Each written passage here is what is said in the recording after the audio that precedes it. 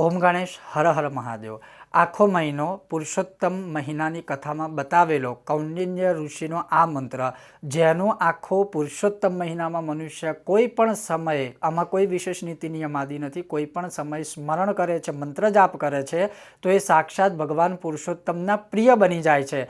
એવો એ મંત્ર કયો છે, એના પહેલાં એનું મહાત્મ્ય શ્રવણ કરો કે કૌંડિન્યેન પુરા પ્રોક્તમ ઇમમ મંત્રમ પુનઃ પુનઃ જપેન માસમ નયદ ભક્ત્યા પુરુષોત્તમમ આપનુયાત। અર્થાત કૌંડિન્ય ઋષિએ આપેલો આ મંત્ર જે છે એનું 1 મહિના સુધી કોઈ સ્મરણ કરે તો એ સાક્ષાત પુરુષોત્તમ ભગવાનના પ્રિય બની જાય છે। એ મંત્ર કયો છે? આ છે ગોવર્ધનધરમ વંદે ગોપાલમ ગોપરૂપિણમ ગોકુલોત્સવમીશાનમ ગોવિંદમ ગોપિકા પ્રિયમ।